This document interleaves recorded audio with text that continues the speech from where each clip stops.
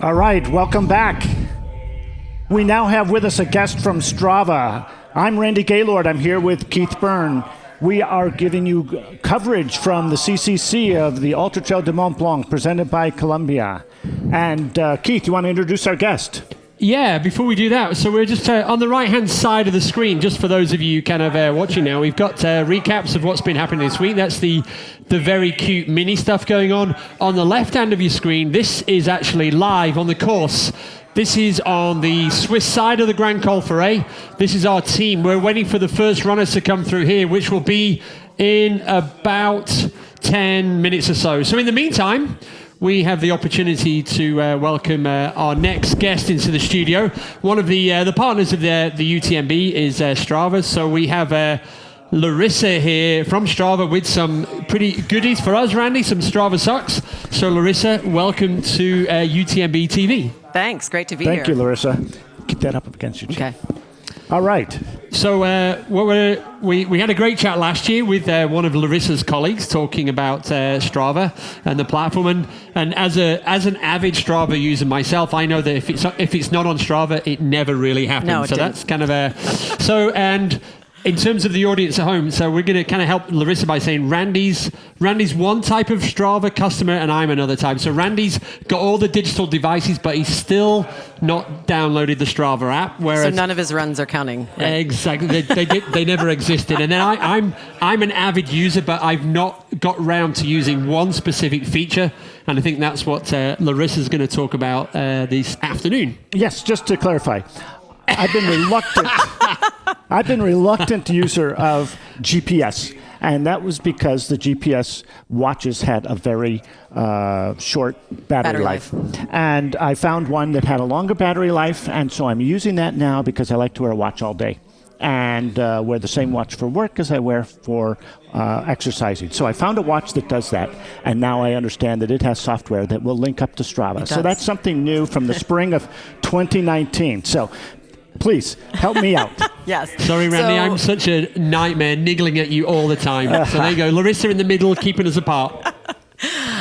So one of the greatest features I think that Strava has to offer is our beacon. And especially when you're running in the mountains or running by yourself, you can send up to 3 different people a beacon. And for people like you, Randy, who aren't on Strava, I can still send you a beacon and let you know where I am, and you can still see my activity live and track it to make sure that nothing happened to me. I think one of the other really unique features about it too, and the thing I personally use it for, is to meet up with other people.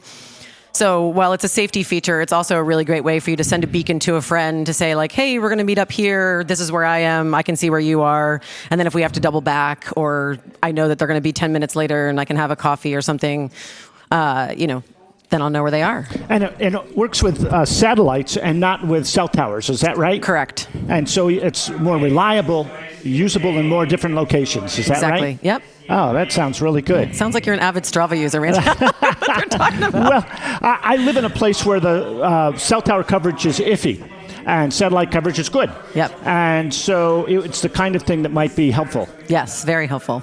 All right. Now, to use Beacon, I take it that the other person also needs to have Strava and use Strava. The other person doesn't necessarily need to have Strava. What it does is a web browser. It opens up a web browser, and they can just see the live activity. You don't have to have the app. So I can send it to my mom, who might not be on Strava, to let her know where I am. All right. My husband, I'll send it to my husband because we have 3 children, and so he likes to know when I'm going to be home. I see. So you don't necessarily use it on a trail run. You can use it around the city and around town and all of those kind of places. Yep. Okay, so it's more diverse than just... it was built as a safety feature, but it has a lot of other uses. Okay. Sounds good. So is that a feature that already exists? Are you just launching it, or has it been up and running for a while? No, we've had that feature for 3 years now. Okay. It's one of our summit features, so Strava is free to use if you want to just use it to record a run, participate in the community of athletes that we have. And then summit features are the best that Strava has to offer. So it offers more training features, analytics of the run or ride that you did, and then the safety features, which include beacon, and then heat maps where you can see where you've run or ridden throughout your entire Strava existence. And cool. So when you say summit, having been long enough with Strava, for those still stuck in the old mindset, so that was kind of like the premium. Yes, is that the premium we rebranded the premium offering about a year and a half We did, ago. because we were kind of talking about that here a year ago with one of your colleagues. Yep. And I think some of us are still calling things premium rather than summit, but just so that we're so people Clear, are going. yes. So you can sign up for free on Strava, and then if you sign up to the summit, let's say package, which is the one that I use, then that's where you can activate the beacon, right? Yes, exactly. Right. Yeah. And you're probably, because, well, I think I know from Strava is that you guys can actually, you're consuming a lot of data from all of your active users. So you can see how many people are running, cycling, et cetera, et cetera. At the moment, how many of your premium members are you seeing use it? And is this maybe it's not 100%, so this is like a concerted effort to, hey, remind people that Beacon's good. Is that kind of where you're thinking here? Yeah, I think so. I think people don't really use it as often as they could because they think it's just a safety feature. Like, I don't need to let my mom know where I am, but there's so many other uses that you can use it for that are so helpful. Yeah. And I think particularly in the mountains, people love to run out here, but things can often happen like rolling your ankle. And if you're alone and you don't have anyone there, or people don't know where you are, it can be a really super helpful feature. Yeah, it'd be interesting to see how many people who are doing the races this week at the UTMB are using Beacon. Because there's a lot that go. I mean, obviously there's a tremendous amount of support out there, but what happens between those two aid stations, a lot of the time we never know, although we've got some great coverage this year in terms of cameras and everything else, so we can see a lot more than we've ever seen before. Well, I could especially see it used by those who are not the front runners, who want to meet up with their crew or have retired from the race early, what are the withdrawals, early withdrawals or something like that, and they need to, people need to know where they are. Yep. And it's a requirement at UTMB to have a phone on you, correct? Correct. It is, yeah. Yes. So just so I understand it, so if you're doing one of these races here and you sent a beacon to a friend, can that person see where that person is on the course? Yes. Okay, so that's actually a cool way of stalking somebody to make sure that you know where they are. So I know, for example, one of my colleagues who was doing pretty well last year in UTMB, and then all of a sudden the wheels fell off and probably fell asleep at the side of the trail, doesn't really remember a lot about the last 21K of the race. He made it, but took way longer than he planned to do. And obviously the family were at the finish line going, where the hell is he? So I guess Beacon would have been able to answer that question. So there you go, Rob Gushigan. Rob's running again this evening. So Rob, if you're listening right now, send the Beacon feature to your wife so that she knows where you are. So the kids can go and have a bit more fun if you're having a little bit of a snooze at the side of the trail. Now, I imagine we have people listening who don't have Strava and people who do. Now, for those people who never have owned Strava, how would they find it? Where do they get it? You can find it in the App Store, Google, Apple, and online at strava.com. Okay. Very easy. And once you've found that, it would give you the choice of the Summit or the basic features? Yes. So it's free to join. If you want to upgrade to Summit, that's always an option whenever you want. Okay. Yes. And if you upgrade to Summit, will it carry along the activity that you've already logged onto Strava? Your existence on Strava will have everything that you've ever had on there over time. Okay. Yeah. How do you use Strava? How do I use Strava? I have been at Strava for 7.5 years, and I make a comment that I bleed orange. I put everything on Strava. Like every time I had a child, I always put my first walk. I put every activity on there.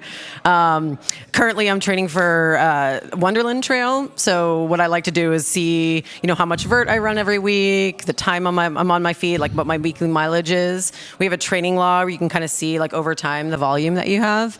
And one of another unique Summit features is called Fitness and Freshness. So it sort of tells you when you've pushed yourself a little too hard to kind of bring it back. So it uses heart rate and what we call relative effort, which tells us how much effort you've put into a particular run versus like other runs that you've done, and then compares that to the amount of time that you've been off. So they give you a fitness and freshness score. But it's really valuable. If you look at it over time, you can see, oh, you know what, I've been putting a lot of time in. I think I need a little bit of an off week. You can reduce mileage and stuff. So tell me, what stories, can you share any anecdotes or stories about how the Summit, not the Summit, but the Beacon feature has been used successfully? Personally, or that have made their way back to your organization that you can feel comfortable sharing without giving names of people. Yeah. I'm just talking about, without identifying information. I think this was actually in a newspaper probably 6 months ago. A guy was on his bike and he had sent a beacon to a loved one or a friend or something like that, and ended up getting into an accident. And they saw him stopped for a really long time and didn't know what happened. And so they ended up realizing that something must have been wrong. I mean, he was on a bike, and all of a sudden he just stopped, and it wasn't at a restaurant or a cafe because they could tell where it was. And they were able to get there, see that he needed help, and I mean, you could say save his life, but they were able to understand and get there quickly to make sure that nothing happened to him. Nice. So just what you had in mind when Beacon was created. Yep, exactly. All right. I've got a completely separate Strava question from my cycling buddies, because obviously now with the growth of e-bikes, can you highlight a ride as being an e-bike ride or a non-e-bike ride? So this is for Miguel Arabola, who's kind of like trying to scoop up way too many KOMs using electric-assisted machinery. Yes, we have an e-bike drop-down so that when you log an electric bike activity, you can call it an e-bike, and then you don't end up participating in the leaderboards for real cyclists who are not using electronic bikes. Good, that's a good answer. Excellent.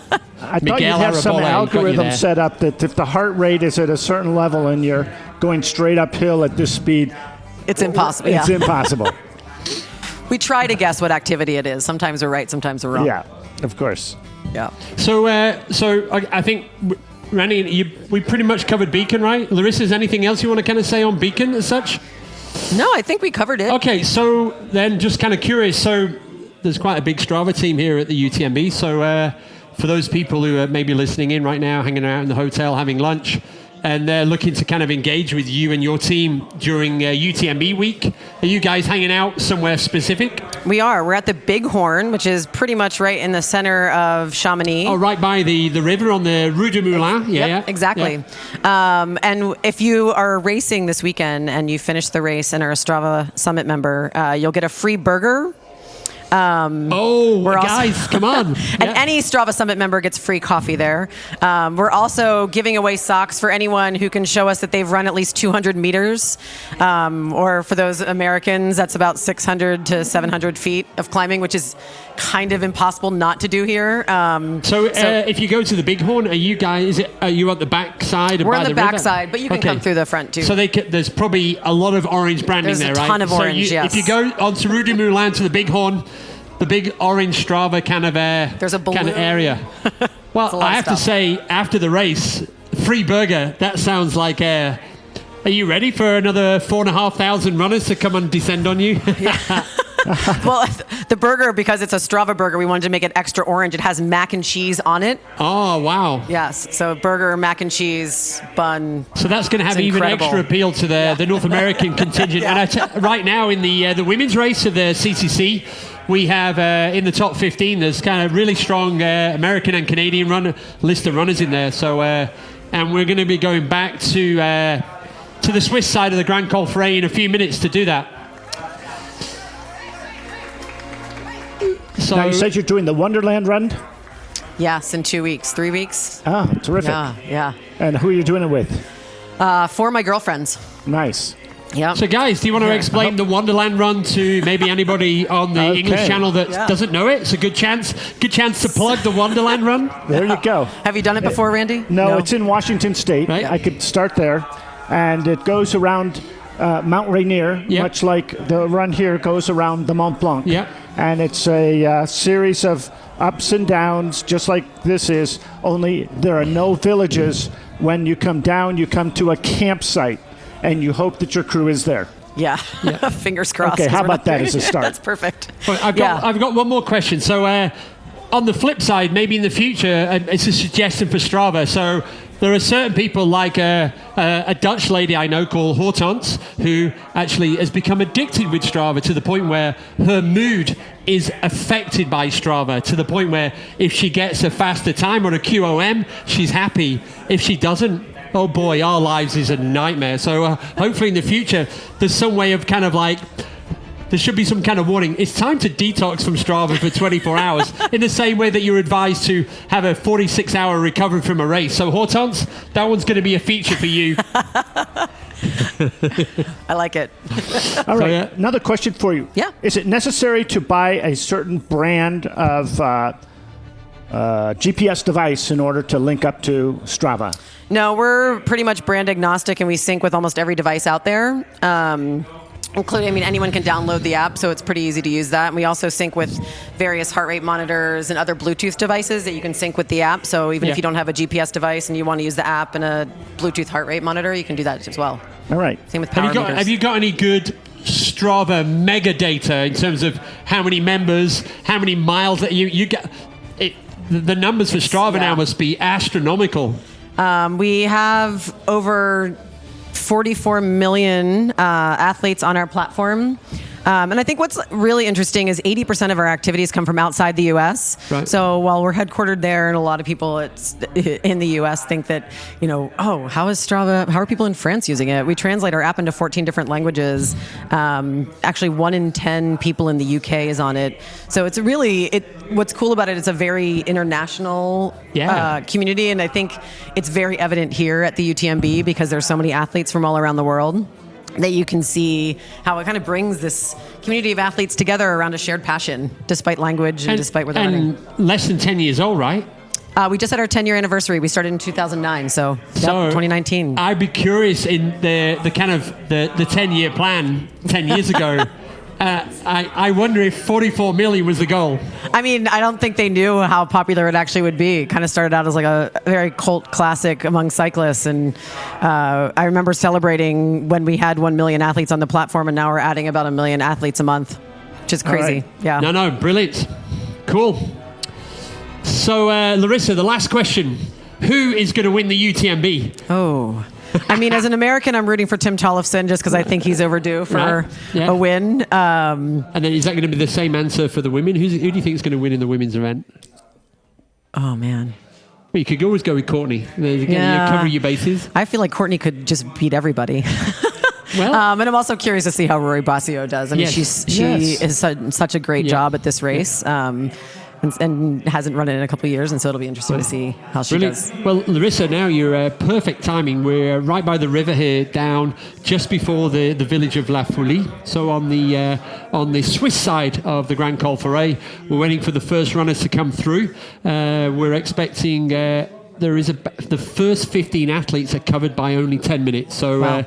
The men's race is going off, as we said first thing this morning. The strategy here is to get to Champex-Lac, still be in touch with the leaders, and then the real race begins. So it's going to be super exciting today. Temperature, glorious day, but that also means it's incredibly hot out there.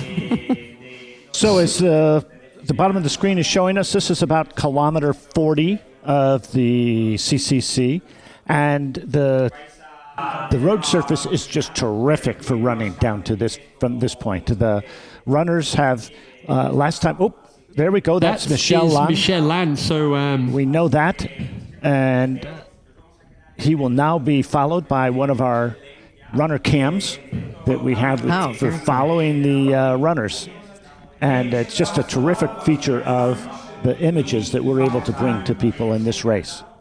So Michel Land, he's won the CCC in 2016. He won the TDS in 2017. So he's no stranger to winning here in the UTMB week.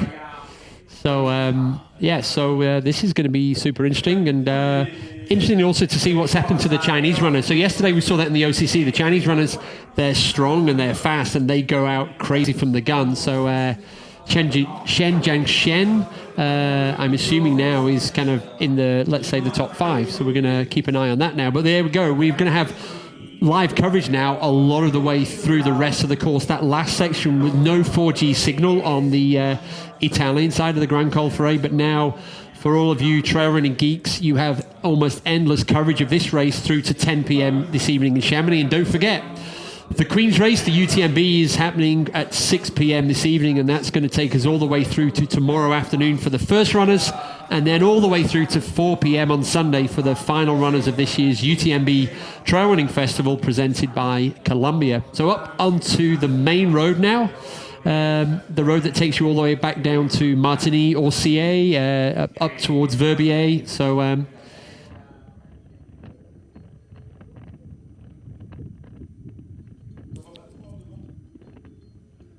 So Larissa, you're welcome to stay, or you're welcome to kind of join your colleagues and probably go back and give away a few more burgers. So, I need Guy, to eat some. Yeah, I'm gonna have a burger. So it's burger time at the Bighorn. So for all of you who've completed a race this year at the UTMB, go down there and say hi to the Strava crew. You're going to be there till Sunday, right? We are. We're gonna be there till Sunday night. Okay, cool. So, and Randy, your job now is to go and download the Strava app. Yeah. I'll be following you. Okay. I'm going to ask Topher if you've downloaded it. There we go. Brilliant. Thank you, Larissa. Really good. And Keep thank it in you the for family. thank you for you. the socks. They're going to go, Randy, that's our socks for tomorrow now covered. All right. Thank you. Thank you.